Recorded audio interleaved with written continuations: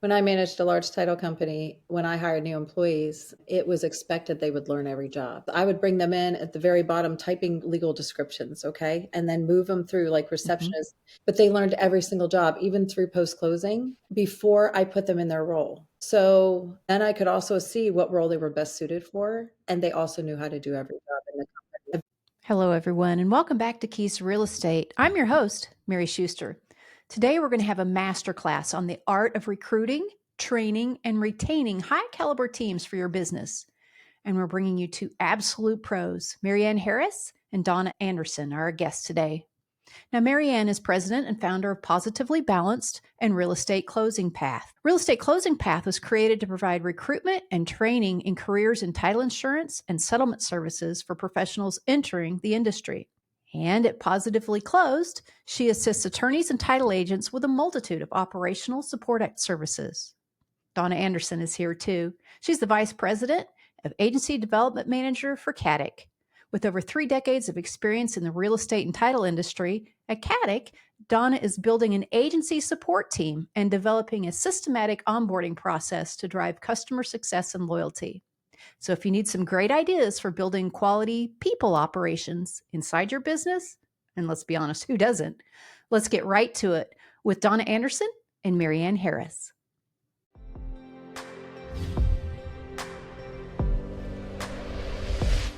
The presenting sponsor for this season of Keys to Real Estate is Closing Lock. Working in title, do you ever feel like you've got a target on your back? Every year, $2 trillion moves in and out of escrow accounts in the United States. Fraudsters are watching and waiting for one wrong click, one unsecured email, just one oversight. And then just like that, your client's life savings are gone. That's where Closing Lock comes in. Closing Lock provides title companies a secure, all-in-one platform to prevent fraud, protect funds, and streamline closings. Over 1 million home sales have closed safely without incident in Closing Lock. Fraudsters only have to be right once. Title companies have to be right every time. Closing Lock has your back. Visit closinglock.com today to learn more. Marianne and Donna, welcome to Keys to Real Estate. We're so thrilled to have you here. It's such an interesting time out in the world with people trying to figure out what staffing looks like right, needing to make some very strategic decisions with the market being what it is. And so we just wanted to bring you both in today as experts really in the recruiting, training, and retaining staff in meaningful ways for strong companies out in our marketplace. So thank you both for sharing your wisdom. Glad to be here. Thank you, Mary, for inviting us. I kind of want to go in a logical order. I want to start, if we can, with recruiting. I think title companies have some unique challenges, and obviously we have listeners and viewers who are outside of title, and I imagine a lot of this applies out there as well. But what are some challenges that people are having with recruiting right now? And I'd love to offer people some tips for creative recruiting. One of the things I think that we're all facing is people to even show up for an interview right now. Oh, Ever since COVID, you get the resumes in, they respond to you, but then you get an interview set up, and all of a sudden there's no shows. And so that's kind of a little surprising because you're thinking, well, you're the one that put your resume out there. You're the one that reached out and said, hey, I'm interested. And then all of a sudden we get no feedback. And then sometimes we've noticed a day or two later, they get a call. I'm sorry. Is this a remote position or is this in person? And they just seem to not be on top of their, how can I say it, on top of their game when it comes to following up on things. And then we go, well, you didn't even show up. So we kind of stop it there. So that's one of the frustrating parts that I think many people I've found amongst my clients that says, I can't get people to show up for an interview. And that's something I personally have encountered over the last couple of years. But then there's a couple that will pop in from getting out there, putting out there on social media or on the Indeeds and the Monsters and the other websites where you can post your job postings. And you will get people to give responses so they can come in for an interview. But I will say the last few years has been a little surprising how it's changed a little bit with COVID, how the mindset has changed where people don't seem to be as respectful and on top of their game, which has been very interesting. So that's I would say it's something different that we're having to encounter that we've never had to 5-6 years ago. Not as many people were needing jobs as they used to. So it's fascinating. it's been very interesting, very interesting. Can't Yeah, I quite would give you agree. the I would right think or that, wrong reason. yeah, I think that you have to be a lot more creative in how you recruit. Even though there's a lot of people out of work, there doesn't seem to be a huge desire to really get out there and find a job. One of the things I've noticed is you've got your sources like LinkedIn, right? And you've got other sources. But if we want to try to recruit new, fresh blood to the industry, to our industry specifically, where do you go? You got to find another way to Right. do that. One of the things I've always said is if you want somebody in the customer service industry, which is what we are, right? We're servicing customers and want to give good customer service. Always be looking when you're out eating dinner or you're at the bank or you're in any sort of service industry. Back in years ago when I was hiring for the title agency, I hired most people from the restaurants that I went to, the bank that I went to. Some of Mhm. those people are Me still too. there today, 20 years later. I just slipped them a card and said, "Hey, you're great customer service. Would you like to pursue a new career?" And everyone said yes. So I think we have to get Me more too. creative and being in person and getting out there in person and Yes. looking for people, because the younger generation isn't necessarily going to be on LinkedIn, or they're not going to be looking for a role in title insurance Okay. or real estate, that sort of thing.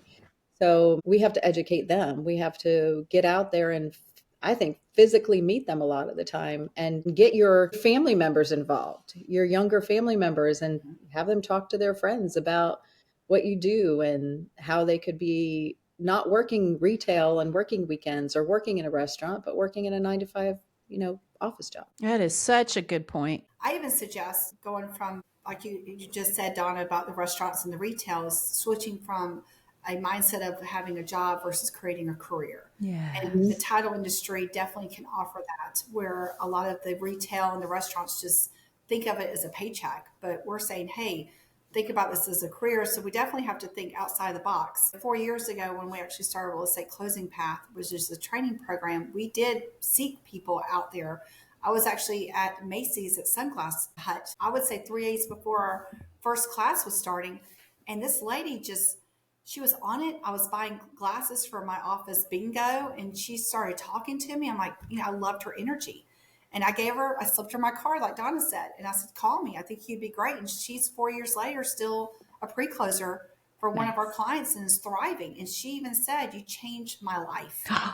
You went, Marion, I went from missing my son's football games on Friday nights to being able to go out there and sit in the stands and support him. And it's really captivating to realize where people don't realize that how much opportunity exists in the title industry, because it's something that's not really noted out there. When we go out there and you're meeting up with somebody and they go, oh, what do? And you say, oh, I'm in real estate. They immediately think you're a realtor, Yeah. you're a lender, or you're a title closer, or an attorney, like we are in Georgia, an attorney state.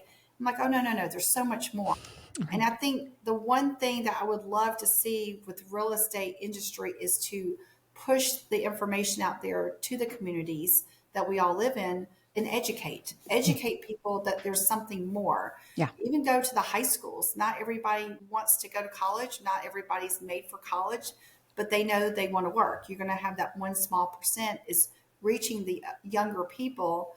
And just like you said, 20 years ago, 30 years ago, you would walk into a closing office and there would be family working there because Right. people would leave straight out and get, I call it, kind of sucked into the industry, but it does take care of us well if we take care of the industry and help to encourage people to continue in. That's one thing I've noticed is we are in an industry that's aging out, and it's Hmm. to educate people out there to say, hey, there's so many opportunities that you can come into this industry. You got the tech industry, you got the medical and health. Well, there's real estate that has so much out there, and we just really got to get the word out. Ladies, I love this approach that you're talking about because, yes, I used it successfully 30 years ago, but that's also when you put an ad in the newspaper, like right in the help wanted section. I mean, I don't Yes. want to say how old I am, but yeah. And now people, a lot of the times, what agency owners ask me is, I don't even know where to advertise because if I go out to the Monster and, those places, you tend to get just bulk, but they won't have any context. You won't know anything about them. They may or may not show up for the interview. When you're out spotting customer service done well, I can teach you how to be a closer or a pre-closer or a title examiner. I cannot teach you customer service. I've never figured out how to. I'll say it that way. Yeah. Well, It's a personality. You got to have the right person. I'll just throw this out there. I'm on the talent committee for Alta. And we did the recruiting, Eric Bureau did a website, and we do have a website that spells out what every different job role is. And anybody that's a member of Alta can go check that out and see and put their jobs on that recruiting website. And it is getting more traction on Google. But I also want to mention that I've heard a lot of people say, well, I want somebody with experience. And I want to talk about that for a second, because Please do. there was a time in my life when I helped grow a title agency from one company to 18 in a year and a half, and hired 57 employees, and not one of them had title experience. It can be taught. It can be learned. There's lots of resources. For There's sure. different schools. There's like Mary Ann's program that can train them. So I would say you're severely at this point going to be limiting yourself if you want somebody with some sort of experience. I think you can teach them anything that you need to teach them, except if you need an attorney, of course, then they need to go to school for that. The book of business that you hope to get with an experienced person certainly doesn't translate like they or you think it will. But I love talking too about not only with who you're interacting in the world, go into high school, go into career fairs, go into the day in whatever class where you talk about what your job is. Because to your point, nobody knows about title. And I think another thing that happens is our hiring managers and owners get stuck not promoting our industry because it is complicated. Nobody's ever heard of it. But also people talk about what's my growth potential. You don't have to look very high up in, especially a small mom and pop shop, to say, okay, well, there's a ceiling. But to you, I think a subtle point you were making earlier, well, then there's real estate, then there's lending, then there's appraisal. It's just an entry point to this whole ecosystem that does not get promoted very much. I'm a prime example of that. I started as a real estate conveyancer, and then went to a title agency, then sold title insurance software, and I've been an underwriter for the last 11 years. So it's definitely a progression throughout. The only thing I haven't done is mortgage banking. I've done pretty much everything else in this industry. So yeah. Well, definitely, I think the key thing is to hire character. You hire a good person that has good character. A few C's, the character, the customer service, that right there, and communication, someone that can know how to communicate, because that's so important, which is part of the customer service. If you get the right character, the right personality trait to come into your office, you've got a team. You're building. Yeah, so let's talk about that. What are some ways? Because I know we've all made hires that we were excited about and then got surprised negatively not long after they showed up to the office. So I'm wondering, are there some good screening questions to ask candidates? And what are some of the personality types or traits that do better in certain roles? And how do you navigate that without making a problem? Well, I know, and I'll just speak on this real quick and then give Donna a chance. One success that we've had is the veterans. You know, we have out there people serving our country, trying to really protect us. Then they come back to what? To where? They have to shift identities. They were once in the Army or in the Marines or so on. And then they come back, and as a country, it's tend to forget. But we've had great success with veterans because they have disciplined, they're respectful, you know, they pay attention to detail. I mean, if someone can go out and leave our country to go protect us, you can't imagine what they can do in a title company. You know, they can show up for work. They know what it means to be diligent. Shoulder responsibility, yeah. Yes, yes. And that's a lot that's so important is if you've got those character skills, you can train anybody if they've got that base skill that you need. So that's one of the places we work towards, or even someone with college, you know, graduation or graduate, they've gone to college, they've started something, they finished something, they completed it. And club leaders or someone that was involved in sports. Sports teaches team playing, you know, responsibilities, following up with stuff. All those pieces right there, you can really grab a strong leader, potential leader in your office to become a great team member. That's a great idea. How about you, Donna? One of the questions I ask might surprise you. I always ask this question: what brings you joy? What, if you could do it in your job, would be exciting to you?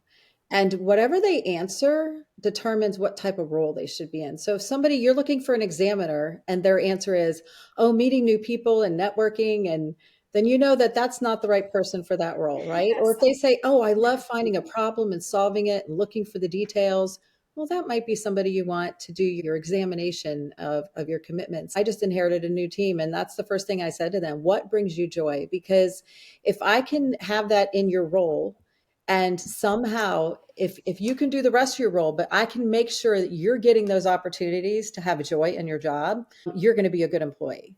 So that is one thing I like to, that is something I ask everybody out of the gate. What kind of thing brings you joy at work? And what would you most love to do? I think that just tells you a lot about their personality and where they're going to be a good fit.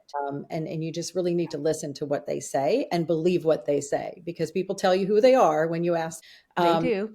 yeah. Yep. And then also you have to factor in, I think, the different generations. And I used to always use disc profiling, but you have to look, is this person more of an introvert? Are they an extrovert? Are they a boomer who's going to get on the phone when I need somebody to call people on the phone more often? That's going to be my boomer, because a millennial's not calling anybody. I mean, I'm a Gen Xer and I still don't want to call anybody. I want to text them, I'll email them or Slack them.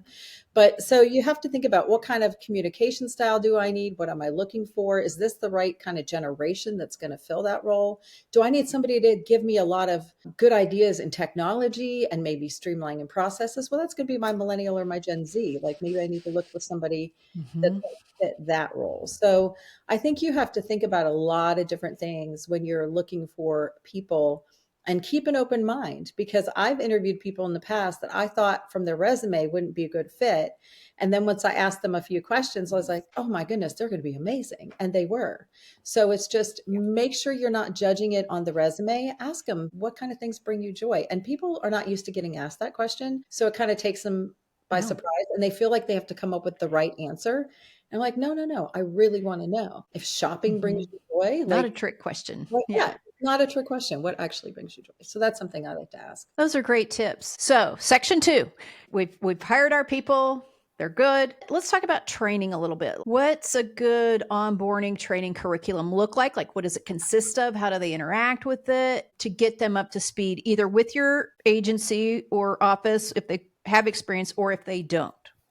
So this is what I do for a living, onboarding. I will say that onboarding starts before they start. So you want to make sure that you're reaching out to that new employee with excitement, enthusiasm, that even having other people on your team reaching out to them, knowing that they're going to be joining your company, and build up some sort of momentum for the day they start. That's always a key thing.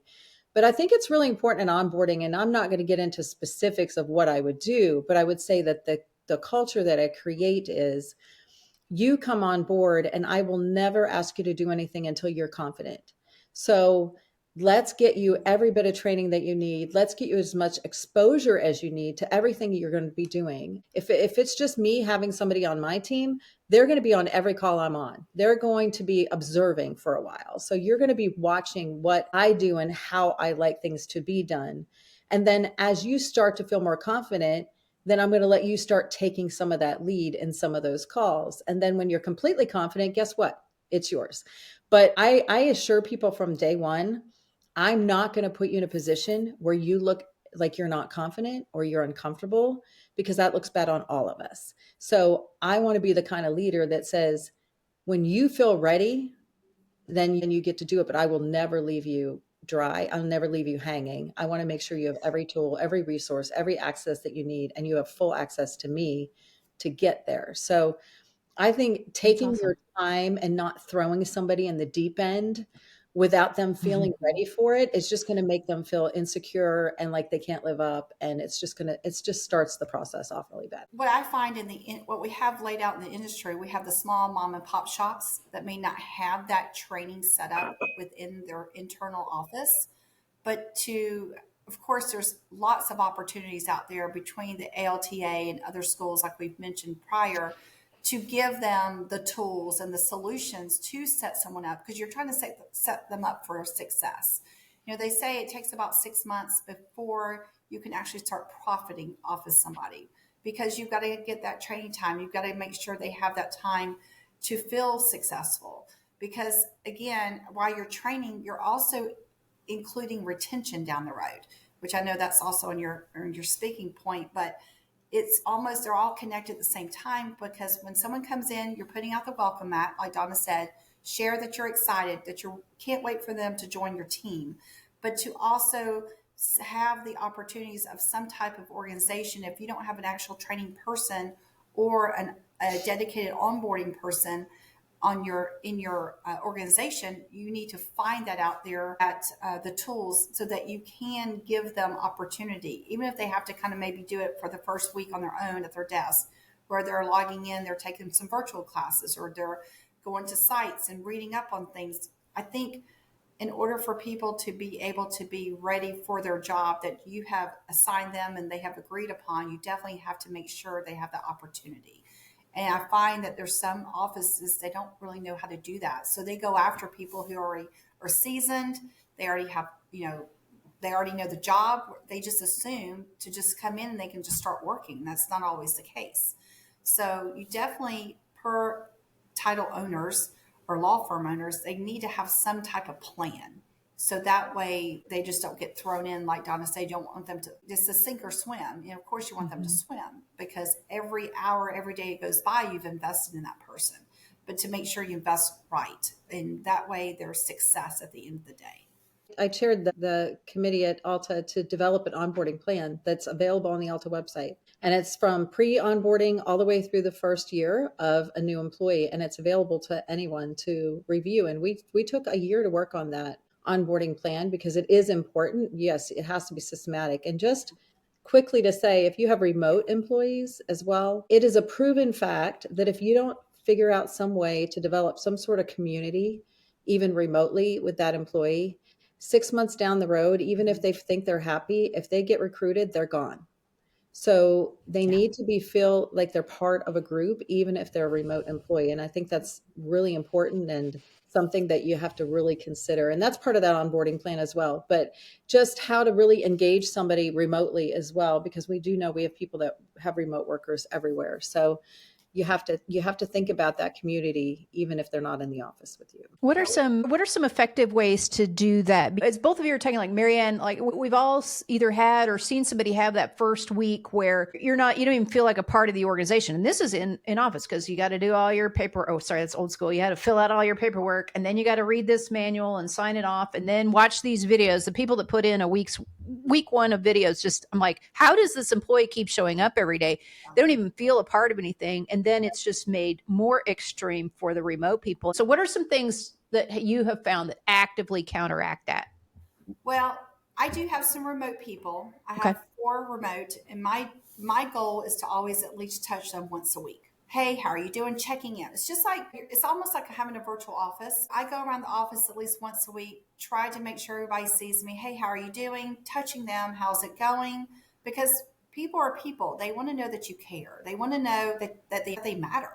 So we also have lunch and learns. And so when we have a lunch and learn, we make sure if we're doing lunch, we touch them and say, hey, get yourself something to eat. So while they're seeing maybe our main office eating, we don't want them to feel excluded. Now, it's not always easy. There are times we have forgotten somebody, and I call them up personally and apologize. I go, oh my gosh, I'm so sorry. We forgot to invite you to this lunch and learn. Or, oh, we forgot to tell you to get lunch. And then I send them, I may send them a $25 gift card. This month, we're celebrating 25 years, so we're giving out lottery tickets.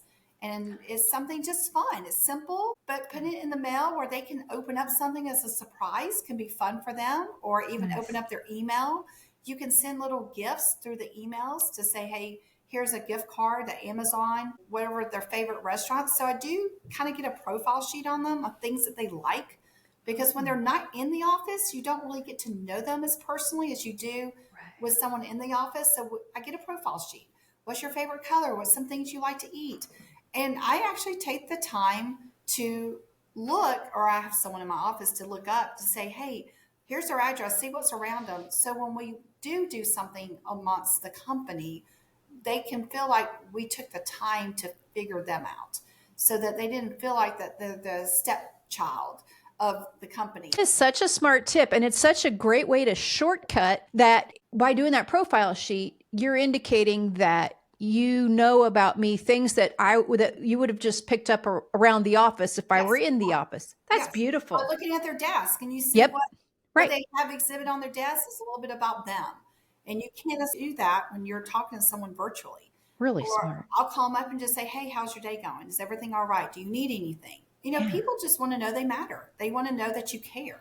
That just goes such a long way. just sending, I've done so many different things. Like if we're doing bud cakes at the office, and again, we'll send a gift card and just say, hey, thank you for working so hard. And it really puts a smile. You're trying to put a smile on their face. And when they're stuck, if it's a choice or opportunity, they're sitting in their office day to day. They see the same walls that they live and work and play in. You definitely want to create something fun for them because everybody wants to have fun. And Yeah. Donna and I talked earlier, we have a passion in this industry. I love it. I love what I do. I love helping people, but I also love my team members.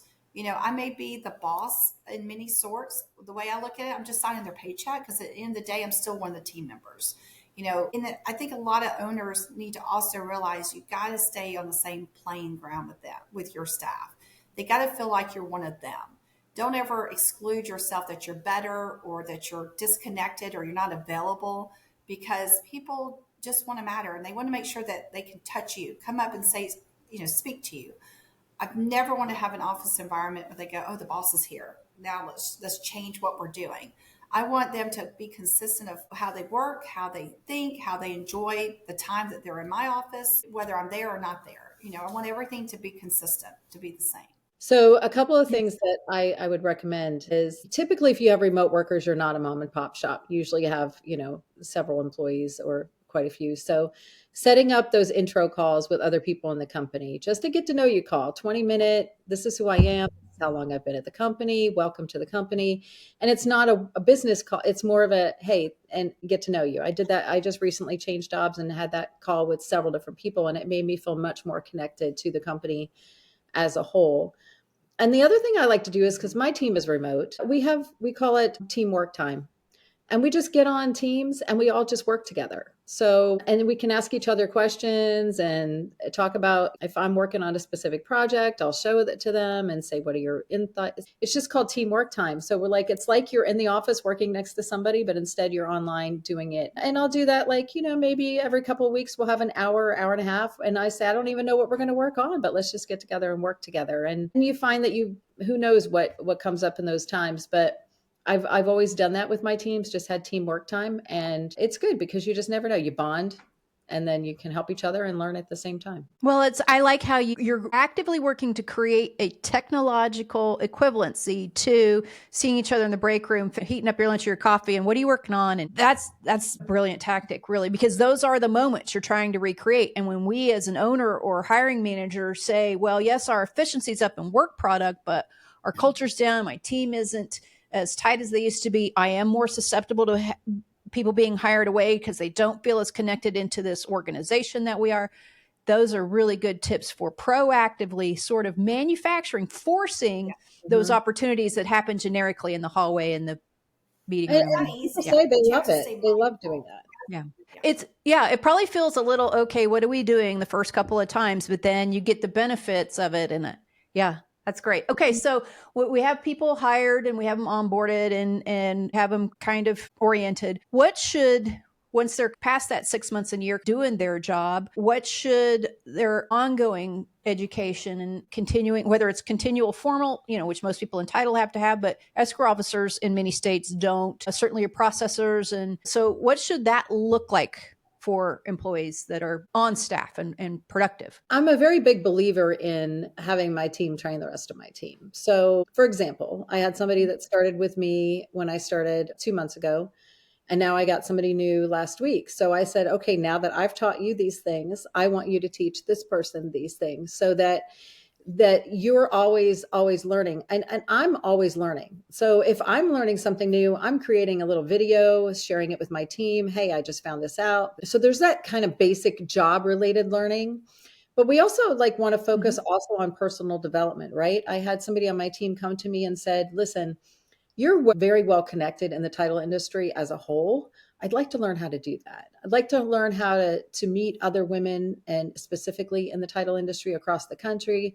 Can you teach me how you've evolved through that process? And so what we do is we sit down and talk about professionally and personally, how do you want to grow this year? Maybe you want to become a better public speaker. Maybe you want to, it can be more personally focused, but yet we can also incorporate it into your professional career. But we stop learning, we die, right? We should always be learning something from each other and helping each other to learn. But I am passionate, as Marianne said, about, empowering others in their role and in life. And if there is something that you want to work on in your life as well, it's only going to make you a better employee if you feel supported and encouraged, and you're given the avenue to pursue those sort of things that you want to learn how to do, personally and professionally.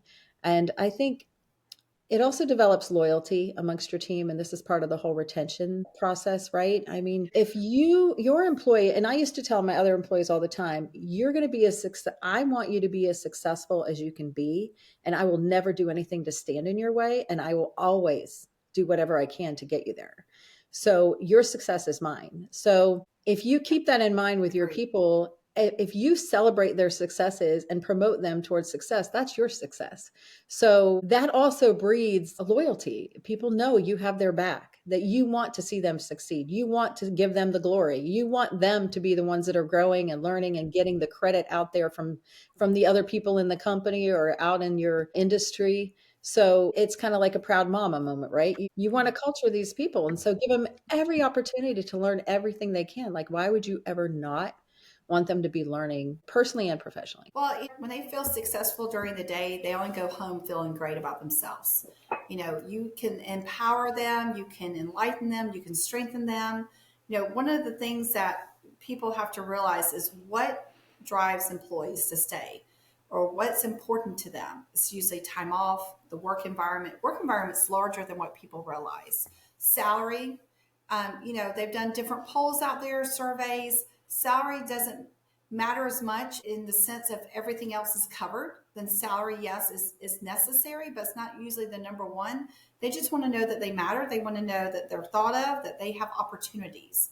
So work environment, the benefits, training up, again, they feel like they're being invested. You know, in this industry, we have a lot of women in this industry. And I found that there's a lot of women that are not as confident as I would like to see them. I walk around, I can tell you right now in my office when I say, hey, pick up the phone and make a contact with your client. You're the account manager. Go talk to them. And some are like, oh gosh, I don't know how to do that. I'm afraid to do that. And I'm like, oh, that's so sad. I tell them it's easy. Nobody's going to bark at you on the other line. Just pick up the phone and say, hey, you don't even have to talk about a problem. You can say, hey, I just want to check in and see how things are going. And that's building self-confidence. And there's so many people out there that lack the self-confidence. But if you can build your team up to build that confidence, everything else becomes easy for them. Everything else becomes a bigger light. It's the mindset. It's changing the mindset to say you can do this. It's cheering them on. When you're an owner, you're responsible for everything. I always try to pump up my team because, again, like Donna said, my success is their success. If they're out there pushing it hard, then guess what? I'm automatically successful because of my team. And I always say that I'm not on top, I'm on the bottom. I'm lifting my team up because the more I can lift them up, just the stronger our foundation is as a company as a whole. We can get through anything. We can get through economy crunch. We can get through busy times if you have a great foundation. It's about building the foundation in your company, but the foundation is by your people. That's your foundation. It's the staff that you have. So anything you can empower, anything you can strengthen, cross training is so important. People forget about that. So many people will freak out. They'll talk to their underwriters when they walk in and go, I need a pre-closer. I've got someone, having a baby. They never thought about planning. You have to plan out things. It's almost like running a house. We go home, we have a house to run. It's the same thing as a business. This is your house. So during the day, how does your house work? How are you going to make out plans to make it run? What's on the menu? What's on the agenda? What's the importance of what's coming up? When you have kids, there's things that you're advancing them to be strong, to get to that part of graduation, to lead them into life. You're doing the same thing with your staff. You're leading them into life. You may hire the 20s, the 30s. I have a mix of anywhere from 21, 70 in my office, and they all matter to me. They all bring something to the table. So I like to have that mix because even with that mix, it's great to see how they all interact with one another. And you really got to sit back and get to know your staff. You got to see what drives them. Sometimes it's okay to ask them, hey, what matters to you? and get their feedback. You don't have to do a big survey because sometimes that turns into complaints versus fun, but do fun interactions. Tell you, I have a bingo once a year, and if people are working remote, I get them here. They spend the night. We go off site, and we have a bingo game. And they are these black cards. I just put money in it, and they all get to pick a number. And some, cards are a little different. I used to do items where they go up and pick purse, pick an iPad or a tablet or AirPods, giving back to them. And it's so fun you got to make sure, even if you have people working remote, that you incorporate somehow into the connection of the in office and out of office. So once a year, I have a bingo day and we have a nice lunch. We have fun. And it's not about the office, it's about them. And I have a blast. It's so fun to listen to them. They start chatting about it a month or two prior, going, hey, bingo's coming up. And they tell the new people about it. And it's so much fun. So, not that you have to do something that extreme, but I think it's important that you do have to somehow keep the fun, because we all got to work, but you got to add a little fun to it. Sure. And sometimes I do a food truck and just say, hey, go out there and get something to eat. So, you do have to incorporate a little bit of the fun activities to keep people inspired, to keep them interested. But again, the cross training, that's another. Yeah, I wanted to come back to that and drill down if we could. Thanks for bringing it up, because listen, when I was a supervising manager and certainly as a, supervised employee, I can't remember a year of annual review where I either wasn't telling somebody they had to cross train or I wasn't being told that I needed to cross train on this. I think everybody has that desire. And then it's real easy to, a year from now, we sit back down. Yeah, well, we meant to cross train, but we got busy. We meant to cross train, but my leg fell off. So how do you bake that in incrementally? How do you require it without making it feel cumbersome so that really does happen instead of just being a goal? It's like, oh, we're going to have better communication. Well, who doesn't need and want that? Yeah. But how do you work it successfully? We've done in our company, because we have about 4 different departments, is I have a department get up and speak and talk about their department. One is getting to know the other positions.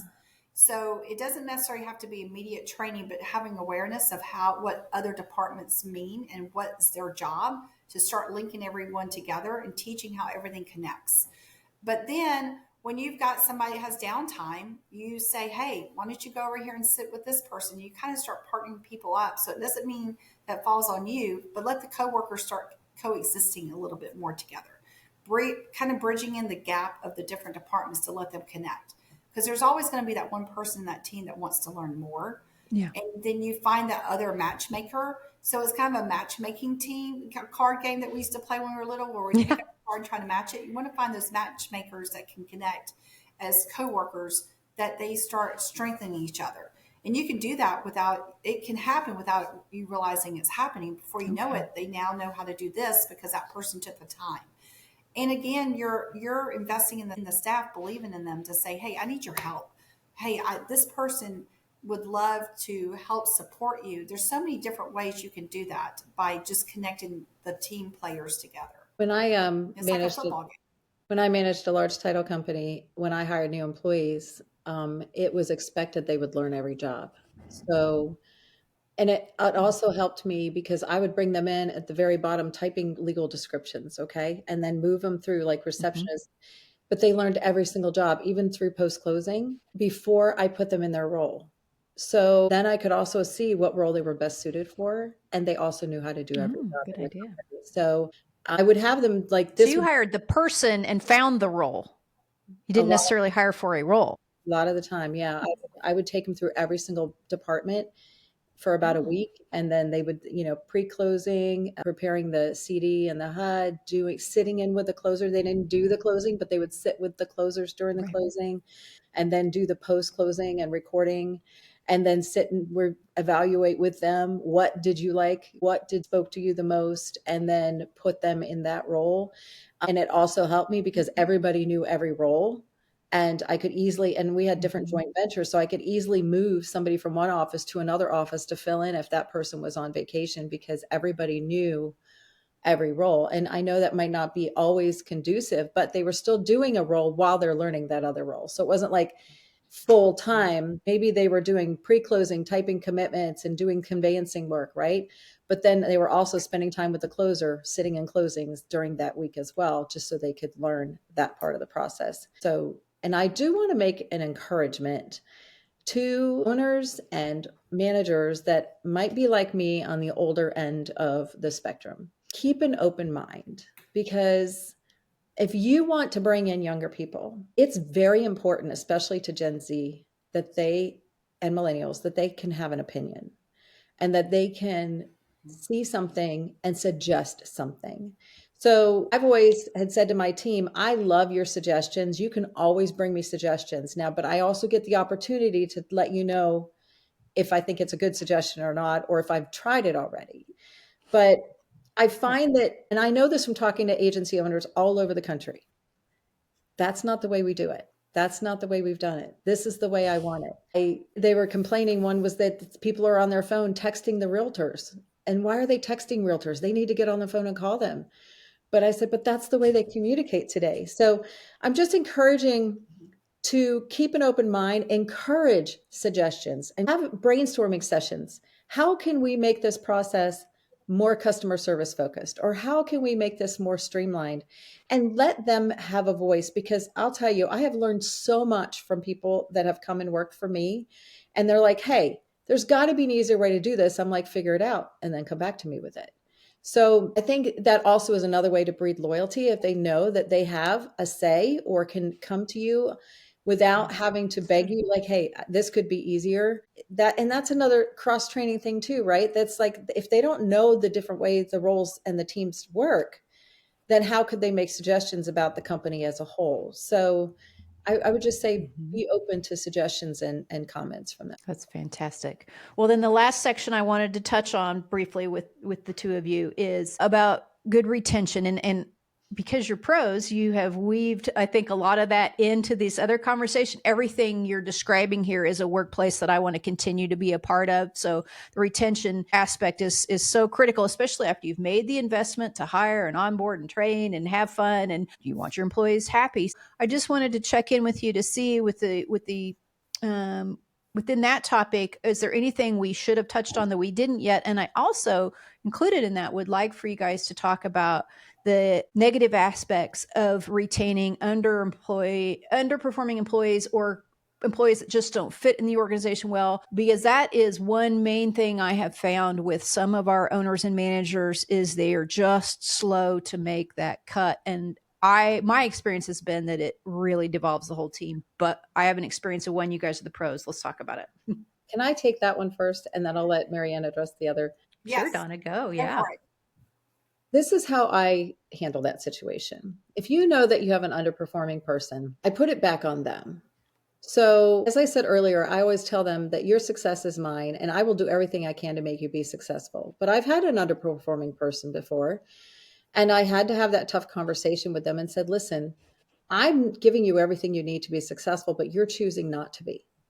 It's your choice. You have a job here, but you're choosing not to stay because you're not doing just the minimal of what we've requested you to do. And it also brings down morale for the rest of the team when they see that I'm allowing you to make the choice to not do your job. So I'm assuming that your choice is that you're going to be leaving because you're choosing not to do the job that we've asked you to do. It's not my choice, it's yours. It's not on me, it's on you. You have 100% responsibility for the fact that you're not doing what we've asked you to do. And I yeah, love that reframe. I think there's so much power in that reframing. because you're giving them all the power. You're saying, hey, you've made this decision. Mm-hmm. You've made this decision to not do it. We've already discussed this maybe 30 days ago. We said that this is where we needed you to be. You've decided not to be there. So I guess you've decided that you no longer want to work here. And I find that employers have a hard time firing people. I don't for that reason, because they've decided it. They have owned it. They've made the decision. They don't want to do the job. And that's okay. Maybe it's not a good fit for you, but I'm going to release you now because you've decided you obviously don't want to be here. And you have to be firm and tough, because it will bring down the morale of everybody else. I worked in a company where everybody saw this one person not doing their job. It was so obvious. And they're like, why is our manager putting up with this behavior? It makes me not want to do my job. And so Yeah. that is Mm-hmm. the worst thing you can do. It's like poison, that little bad piece in a bad yeast in the dough, right? It's like, don't encourage it, but a Mm-hmm. great way to get out of it is just put it right back on them. It's their decision. They've decided they don't want to work here. So you're going to go ahead and honor their decision and let them go. Marianne, what do you think? Oh, I agree with that. I Yeah. mean, we've been put in positions of that. I always try to look, and if I see someone struggling, is why are they struggling? I try to reevaluate what Mhm. part did we play into this, and what part, like Donna said, what part do they need to own?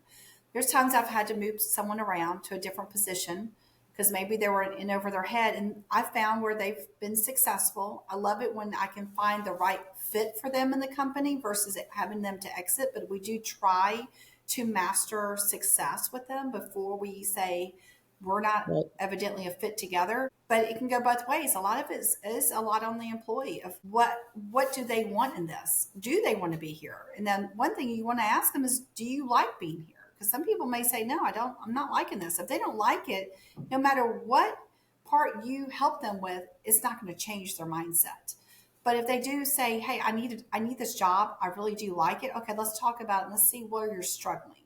You sometimes got to find out if they're having struggles. Maybe everybody trains differently. Some people are visuals, where they got to see the picture. And I Hmm. always say, share the big picture and then train them into their place. Because if they can understand the big picture, then they know what part they play in the big picture.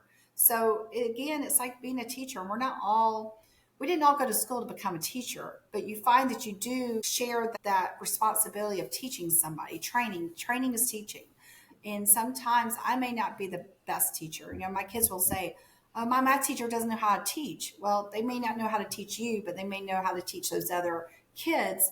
It's the same with the training somebody in your job. I sometimes will shift it to someone else and say, "Hey, I'm going to let this person work with you because maybe it's the words I'm using that you're not Ah. understanding." So sometimes it is changing who is working with that person. And if you go through two or three different opportunities and they're still not getting it, then Right. there's just some people the light bulb doesn't come on. And Right. then I will always try to suggest, you know what, you're great at this. Maybe you should go look at this type of job to Mm-hmm. try to not make them feel like a failure, but try to give them hope. Hope is Yeah. everything for people, is to give them opportunity, give them hope. If you give them the opportunity and they just can't still grasp it, I agree with Donna.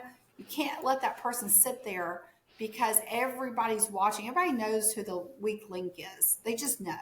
So if you know you have it's important that you do something about it because you need to. They deserve that opportunity. But then when you've done all you give them all the opportunity. Sometimes you do just have to cut the loss and offer them success. Maybe say, "Hey, I'm going to pay you severance. I know you can do something. You're great at this." You want to also give them the positives of what they're great at because Mm-hmm. sometimes they go back home and they're deflated, they're defeated. And that's when you get people going into the mental state of I'm no good. But give them some hope, give them some things to think about for their next opportunity, and just don't cut them off and say, "Hey, good luck." But just give them And some things to think about. I'd like to add too that for retention purposes as well, like you mentioned, figure out their communication style. I think that's so Yes. key because everybody communicates differently. And I think this also goes part to the figuring out what the personality type is well. So if you have somebody that say is a high I or D in the disc scale, they are very social, or high I is very social. So you can't just get right to work. You got to spend a little bit of time saying, how was your weekend? How are the kids? What's going on? And if you learn those personality types, you learn the right way to communicate with them. Maybe they're always about, they're a high D. They want to hear how great they are. And, they want you quick and to the point and don't mess around and don't be very social. And I think that's super key when you're retention as well. Like if you find out your communication style for your person, let's say they're a high I and you get on a call with them and the first thing you do is start going to task, they're going to be put off immediately. So you have to really be aware of how should I communicate with this person. And then I had people that they were a high D. They're like, I don't need to sit and chit chat with you. Just tell me what you want, Yeah. Don't So waste my time. there are people like that. So I think that's so key to take. It's so important to do some sort of personality profile with your people after you've hired them and just figure out, how should I be communicating with this person? I had 3 people on my team before, and all 3 of them I had to communicate completely differently with. And I learned that. And that's that platinum rule. Everybody knows the golden rule, which is treat others the way you want to be treated. But the best management tool I ever got was use the platinum rule, treat them the way that they need to be treated. It's a game changer. Communicate with them like the way kids. that they want to be communicated We're all with. different.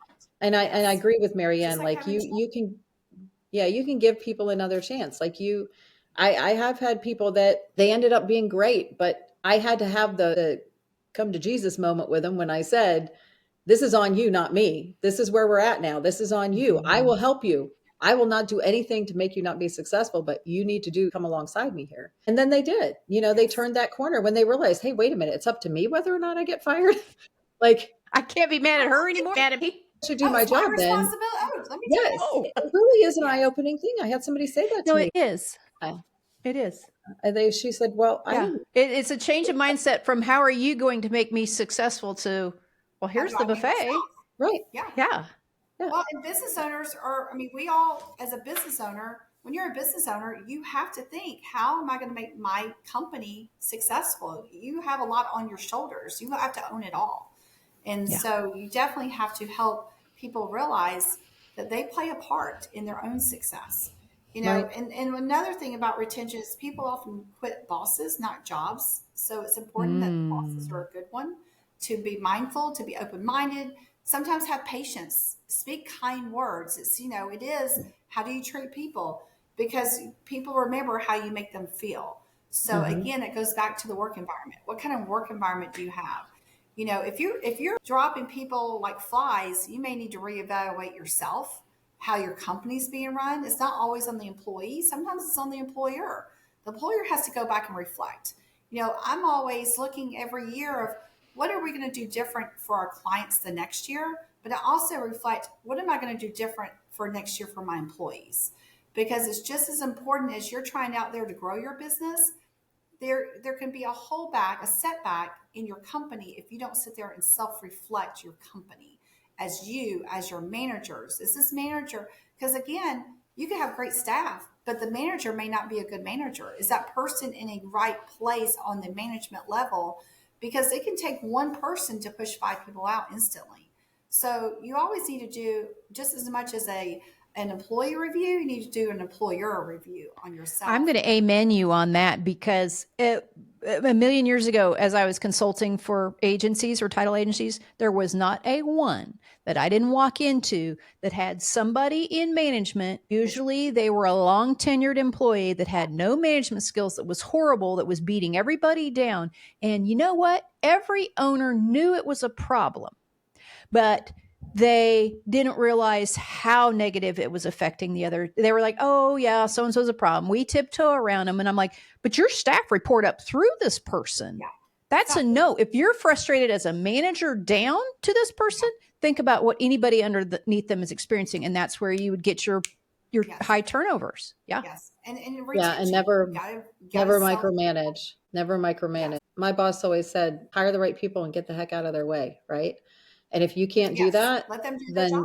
Then you're just demeaning them, and they don't get any self-confidence. If you're questioning everything that they're doing, they're never going to grow. They're never going to be the employee you want them to be if you feel like you have to micromanage them. And don't justify it by saying, I just need to know what's going on. There's a big difference between micromanaging and your people keeping you aware of what's going on. Informed. It's time management too. It's a waste of time. I mean, you're wasting your time, and then you're bothering them because you're micromanaging them. Micromanagement to me says far more about the person doing the micromanaging than the person being micromanaged. But kind of in the inverse of Donna's deal, you think, oh, I need to micromanage them because of them. No, it's about you. It doesn't have anything to do with them. Got to trust your people. If you've trained them properly, then there's no need to micromanage if you train them right, because you've given them the tools, you've given them the expectations. And of course, communication's key. But if you just touch them and just say, how's everything going? You'll see how everything's going, because you'll see by your numbers, by your bottom line. When you look at your financials, you'll go, hey, we're doing something right. Well, ladies, I feel like you've given us a masterclass today. I could talk with you about this for the rest of the day, but we have to be respectful of your time and the audience's time. But there's just so much right now with, with the churn that's going on in the industry. And we thought we were going to have interest rate cuts and be hiring. And now we're not necessarily, except for some pockets. And then there's M&A stuff going on. There's just such a, the music is still playing and everybody's trying to find a chair. And I just thought it'd be a really good time to revisit some of these fundamentals of keeping teams strong and fresh and bringing new people onto a team and just all of the tending of that garden on the people operations side.